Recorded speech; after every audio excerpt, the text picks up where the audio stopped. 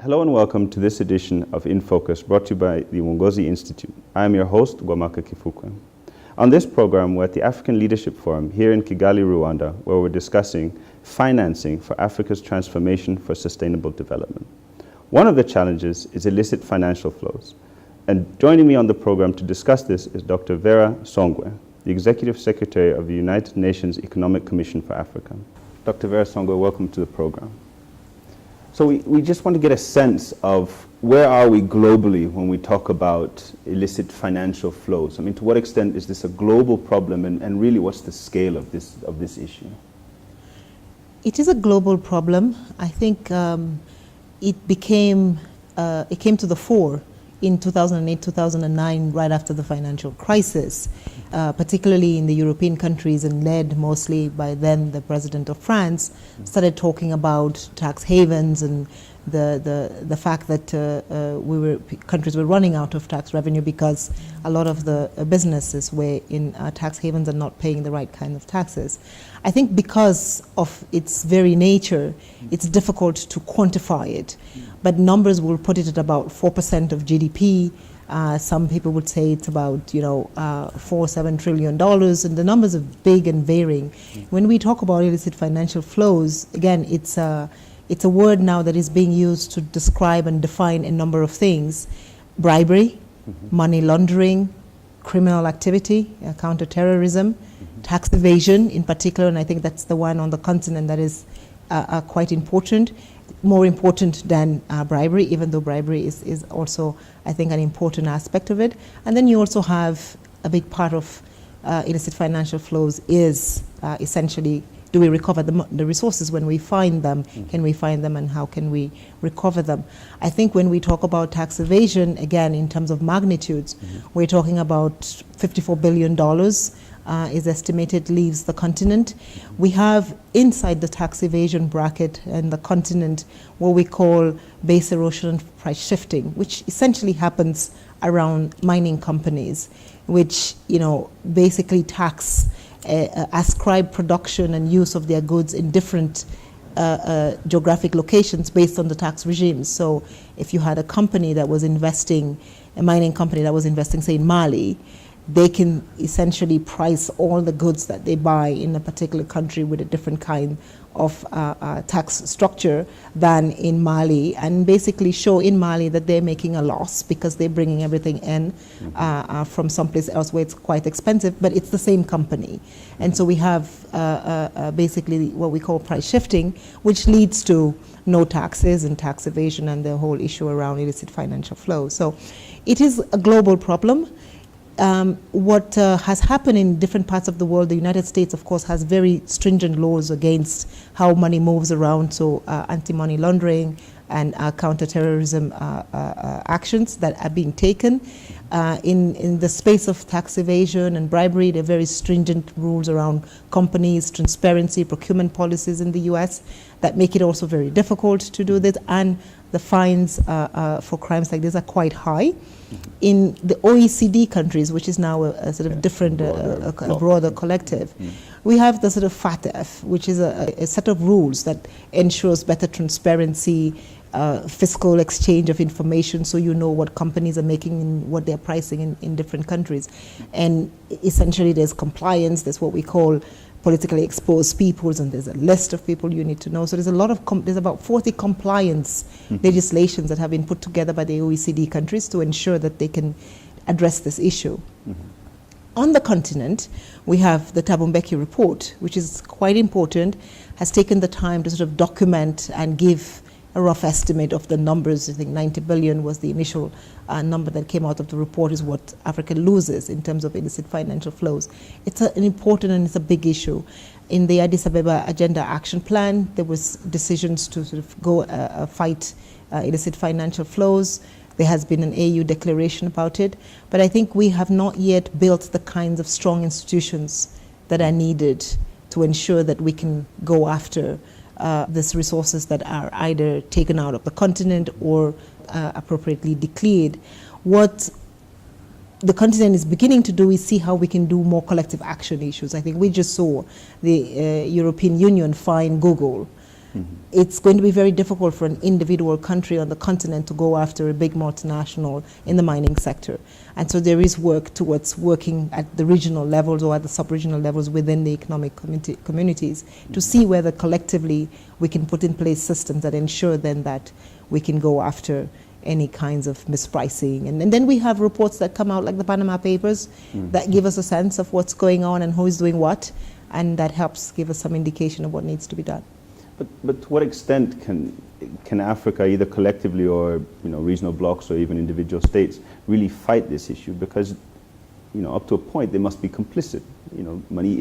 Capital is moving out illicitly, and it's not. You need some level of compliance. There's an element of we're doing this to ourselves. To what extent? Well, maybe not to what extent is that a problem, but what can be done really to plug those kinds of loopholes, those kinds of abuses of power, and so on? Especially, as you mentioned, there are these regional organizations that might be able to do this, but as with so many other issues when it comes to the region, that mandate tends to be watered down because of the different interest groups of member states. So, what can be done, first of all, and what is being done, and where are we seeing progress, and where are we kind of seeing a fight back or failures in terms of trying to address both the outflow and then, as you'd mentioned, the recovery of things that have already gone? I think there's a couple of things that are being done. If you look at how many African countries, and the beginning of it is being able to sign tax information exchange agreements. I think today we have about 26 African countries that have signed tax information exchange agreements with other OECD countries. This basically means we can trace the resources, we can ensure and understand, where the resources have gone. Once you've done that, then it's easier to go after somebody. I think in individual countries, we have a couple of countries. I think Tunisia is doing a lot of work in setting up, it starts with institutions. It all starts with getting strong, credible, and fully funded, well-funded institutions. We see now in Southern Africa, or in South Africa in particular, the strength and the power of the Auditor General. And their independence as well. And their independence, exactly. If you have an independent, strong Auditor General who is auditing, big business, auditing the state-owned enterprises, auditing the mining companies, then you begin to get fear from the mining companies because they know that somebody's going to come back and look at their books. In many of our countries today, you have unqualified audits at the end of the year from most of the agencies that work with the mining companies because nobody dares to, certify the audits of the companies, but there is no state auditor general. There's sort of no big eye overlooking that. In the United States, everybody's afraid of the IRS. Oh, yes. So if you have, I think, that kind of discipline and that kind of transparency and a sense that it didn't matter who you were, one could go after you, then you begin to get, so it's a mindset change, but that mindset change must come with a strong institution, an institution that is independent. I think we saw that in Nigeria when at the time we had the EFCC that actually went after people, big names and important names went after, and there was, I think, a sense that Nigeria was finally, getting to grips with the issues of bribery and corruption. We talked about it, and you asked the question about how do we get the resources back. Nigeria has succeeded also, and President Obasanjo was able to get about $1 billion back of the Abacha loot. So we have done it on the continent. It can be done, but I think the processes that are needed to do that, it starts with getting the right institutions, getting, first of all, the leadership. You need a leader who wants to do it. I think many of the leaders start, and then politics becomes a little bit more complicated, especially with the kinds of transitions we have on the continent, that sometimes it's politically too costly to go after the outgoing set of government officials, or it's too costly to go after the business, because that is probably your top 10 largest business companies. They're the ones who pay the little taxes you get. And so there is always the political calculation of saying, well, if I go after them, I lose my revenue, so maybe it's better not to do it. But I think we need to start somewhere, and there are a few countries that are now looking. Benin has just gone after, I think, in the pharmaceutical sector. So some countries are doing the right things and going after it, but we need to collectively, as a continent and at the regional levels, begin to create stronger institutions for accountability with a little bit more transparency, bringing in the public sector. In countries like the Philippines, you have investigative journalism and journals that go after those companies and sort of do the tracing. We've done a lot of work on the extractive industries transparency initiative, and so many companies are now on it. But do we go back to re-verify the information? I think if we're still talking about illicit financial flows, it means we haven't done an excellent job. Sure. And there was just something you mentioned very, very briefly. You said about 26 out of the 54 countries have signed up. Is there a reason why others haven't signed up beyond maybe just they don't have the kind of capacities to be able to meet certain standards, or is there an unwillingness, or is there a range of reasons? Why only 26? I mean, it's less than half. That's a very good question, and I think this goes again to how important is it as a political or a government priority, and in this year is the year of anti-corruption in the African Union, and I think that as part of that process we should work to getting every country to sign up to some of the international conventions and treaties that allow one to actually go after illicit financial flows. Some countries may not have done it for lack of information, for lack of capacity, or just because it's not in their list of priorities at the time. But my sense is when you name a year, the year of anti-corruption, then we can maybe sensitize those countries. And there's a lot of work that's being done by the Economic Commission for Africa, by the African Union, by the African Tax Forum to ensure that these countries come on board and sign. And sometimes the legislations, some countries are still working on how to domesticate the legislation, because the legislations are essentially OECD legislations, and you need to figure out how they match with national legislation. Sure. And a kind of separate point, although they're legal, but create a bit of a gray area for this illicit financial flows, the idea of tax havens. We have them on the continent. Does that not kind of fly in the face of a continental drive to solve this problem? And yet, it is a legitimate strategy that countries employ to at least bring in something into their own coffers. And they have their own electorate, they have their own constituencies, and yet it's coming at the cost of their sister states elsewhere on the continent. I mean, what's being done to kind of tackle that issue, if we can call it that? I think we've seen what the Europeans and the developed world, the G7 and then the G20 did immediately after 2008, was go back and sort of, I think the process was first starting by saying, let's look at all the tax havens, let's declare all of them, and then let's see who is doing what and who allows for a particular set of rules. Tax havens by themselves are not necessarily bad, but tax havens that allow, for example, non-compliance of issues around sort of identifying, knowing your client. If you say, I don't care who you are, you just bring the money and I'll take it, then there is a problem. So I think it's a question then of what is the definition. If you're a tax haven that is not following standards of know your client, if you're a tax haven that tends to attract money that is illicitly gotten, that is, supporting terrorism, then I think there is an issue. So my sense is when we talk about tax havens, we need to understand what is it exactly that the tax havens do. The tax havens have to be able to provide the kind of information that is necessary and that is needed in the event that we want to understand what is going on. And I think this is where then the transfer of information becomes a particularly important point. In the United States, Delaware is a tax haven. So this is not an issue that is sort of immune to anybody. We have tax havens across. But I think the issue is what is the degree of transparency that you can get out of those tax havens, and what is the degree of compliance around international norms and standards for the receipt and the storing of resources that are coming from abroad. There was a point mentioned in one of the discussions during the African Leadership Forum about the stigma around Africa when it comes to illicit financial flows. I can't remember if it was yourself, one of the other speakers, who said, the continent has shouted about this for so long that it's now become stigmatized as a result of that. I mean, is that really a fair assessment of what's happened? I mean, money is leaving the continent, and as we said, we must be at least at some point complicit. So is stigmatized maybe not too strong a word? Well, money is leaving the continent, and because Africa has not joined the global community around how to ensure that we don't get more money. I think we know many cases in Angola where it is the United States that had to reject the money because the money left.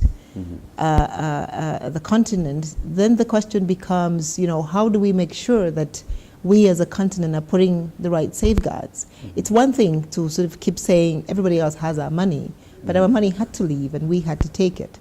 And what has ended up happening in many cases in the private sector and in the banking sector now, because of the anti-money laundering laws and because of the terrorism issues, we have had difficulty with correspondent banking, because what the rest of the world has done is they've passed legislation, rightly so, called Know Your Client, which means you don't get money if you don't know who the person that is giving you the resources is. Now on the continent, we are not very good at sort of addresses and destinations, or on the other side, all our public figures are very public. And so we also have a law on politically exposed persons and for how long you can get or give resources or receive resources from such people. Because we cannot always trace where the resources come from, if you're a minister on the continent today and you went abroad, it's very difficult to open a bank account. It's very difficult to sort of do business, because you are a politically exposed person from a continent that does not have the right kind of legislation or has not allowed and provided a space for you to declare your assets over time. So in any other country, if you were the prime minister of a country, you could the next day go and open a bank account, and we know many that have done that in the West. From Africa, it would be very difficult to do it the day after, because you don't have any system of asset declarations to guarantee and to ensure a non-African bank that the resources that you're trying to put in are legally gotten. Sure. And kind of one final question on the more kind of global element of this. Is there really that much of an appetite to solve the problem of illicit financial flows from Africa? Given, someone somewhere is benefiting from this. I take the point that after 2008, Europe, the West, rest of the world kind of says, okay, now we need to figure out what's going on because it's in our interest. But is anyone really going to come to Africa and say, look, sort your books out? Or is this something that really has to come from within? I mean, how much cooperation is there to solve it from the kind of African perspective? Look, the United States under President Barack Obama passed the Dodd-Frank law at the time, which was basically asking all the mineral companies to declare their assets, and there was a lot more transparency around that. And that was good. The OECD, with the Fiscal Stability Review Board, passed a series of laws on the FATF, and that was good. But I think as a continent, we cannot expect the rest of the world to solve a problem which is intrinsically ours. We must begin to lead the way, and I think that is where in South Africa, when we look at what the Auditor General is doing, in Senegal, when we look at the declaration of assets, when we look at the pursuit of illegally gotten wealth, the trials and the condemnations, we must say that Africa is making an effort. When you look at in Ivory Coast today, all state employees are asked to declare their assets. So there is, I think, some progress. I don't think the efforts that we're making is commensurate with the magnitude of the problem. I think we need a lot more effort in our tax agencies. We need a lot more transparency in the banking system. We need to work a lot harder with the mining companies, and that is where you need slightly more collective action, because with mining companies, these are multinationals, these are giants. Some of them total assets are much larger than GDPs of particular countries. And so it can only happen if you have a coalition of countries that come together and say, these are the rules. And that's why we're working to see whether we can begin to create frameworks of sort of mining frameworks, a mining law, a local content law, and a tax fiscal policy legislation around the mining sector, so that any government that comes can get some sense of what is it that I need to do, what is it, because what we see now on the continent is a race to the bottom. Everybody's trying to give tax exemptions, but we also know that tax exemptions are not really what companies are after. They're after a better business environment, stability in the energy sector, better transportation, better logistics. And many countries believe that with tax exemptions you can make up for the lack of good infrastructure, but that's really, I think we have enough evidence from across the world that this is not the case. Sure. And in terms of, from your perspective now, if I could we'll start with the negatives. What kind of key challenges do you think remain to really solve this problem, if I can say that? Only one, leadership. Can you maybe extrapolate on it? It's a very broad term. No, I think you need determination, you need a leaders that say we're going to go out. We know the solutions. I think the Thabo Mbeki report has been out now for five years. We've seen the OECD take action. We've seen the United States take action. And I think that we know what to do. We just need to now go after it and do it in a way. I think sometimes the continent is not yet at a space where, when we actually go after the problem, then, because of sometimes political fragility in different countries, there is always a balance. Do you want to go after the biggest business? Do you want to go after the biggest family? What is that going to mean for the stability of your political coalition? And that compromises, I think, the effort sometimes. Sure. And on the flip side, what positive news, like what really do you feel Africa is gaining strides in? Countries are changing laws. I think recently the ECA held a big conference in Mozambique around regulatory agencies on around corruption. So the Auditor General, the Attorney General, and basically trying to see what more we can do and what more legislation can be put in place to enforce this. There is a lot more transfer of information where countries are sharing information. I think we now have on the continent enough countries that know what is the right thing and have done the right thing or are doing the right thing, that we don't need to necessarily go out of the continent to sort of get best practice.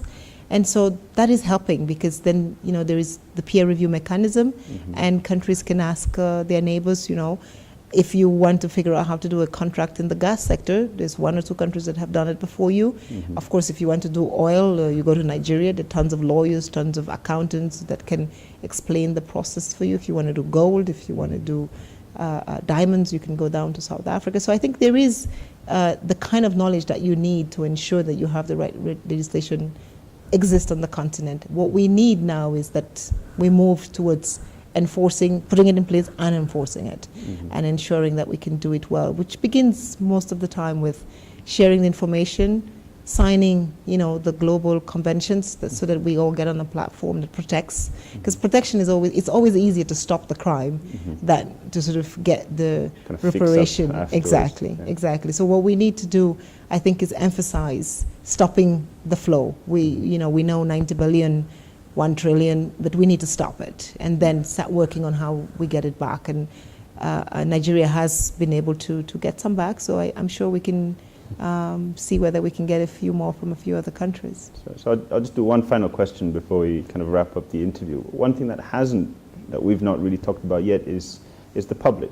We've talked at this at a very kind of high level, big businesses, states, regional blocks, but what more can be done, what's being done by the public that hinders, but what more can be done with or by the public that enhances these kinds of efforts? Because they're the key stakeholder at the end of the day, but it almost seems that this is all happening beyond them. Outside of them. It's not really fair. Yes. I think the illicit financial flows meets the public in 2 places. It meets the public in the provision of services, because basically it's tax revenue that could have gone to providing a clinic or a school or a road. And the public only begins to care about it when the road can actually be provided. So in some sense, if you have a social contract between the state and the public that is actually effective. Which is the case in many of our countries, the public is already disabused of the concept. Then it becomes a conversation amongst, they're stealing amongst each other, so what is my stake in it? And I think part of the conversation has to be giving the stake back to the citizen by ensuring that when we do the budgets, that the public understands what a budget will do for them, that the public understands that it is their resources that are building the next school. And I think in Philippines, for example, there was a whole media campaign around why you need to pay your taxes and why resources have to stay in the country. And Philippines, of course, had the Marcos, famous Marcos case of illicit financial flows. And, because the state was able to explain to the public and begin to improve on the provision of fiscal infrastructure and social infrastructure, the population became interested in the idea that its tax collectors needed to be prudent and physically disciplined, and that the country needed to pay more taxes. And so they, as a collective, now got into a system where if they found a revenue agent that seemed to be living above their means, they will report them to the state, because they'll figure this guy is not using government resources well. So I think the the state can create a sense of a stronger social contract. The public trust, becomes kind of trust, bond, yeah. exactly. And then efficiency, because what's the point of paying the taxes if the state will use it but use it badly? So you need the trust, you need the efficiency. And once you have those two strong enough, you get, but either way, I think, and this is where we ask for better transparency in contracts, because then if we all know what the contract is about, then people can comment on it. And sometimes it's not ill-intentioned, it's just lack of knowledge. When a small African country is sitting in front of a multinational that has, you know, the top-notch lawyers of the world, it's very difficult to come up with a balanced contract. But if you had that contract in a public space, then it's easier to be able to sort of identify the gaps that need fixing. Sure. So we like to usually end these interviews with a kind of final thought or a key message that you wish our audience takes away from everything that we've discussed. And, you know, in your case, what would you like that to be? And we'll close there. I think two things, which is economic. I talk about economic Pan-Africanism now, and the fact that as a continent we are sort of getting into economic independence. And part of Africa's economic independence is that Africa sources the resources that it needs for its development within the continent. And that means increasing our national resource mobilization capacity and building better capital markets, because we will not, taxes, yes, are going to continue to contribute a big part of our development, but creating capital markets that allow us to multiply the resources that we have is going to be particularly important, and hence the need to stem the flow of illicit financial flows, because you can create tax systems that add 34% to finance the infrastructure we need if we don't have that. But the continent needs to work collectively as an economic unit to do some of these things. On that note, thank you very much for joining us in the program, and welcome again soon. Thank you.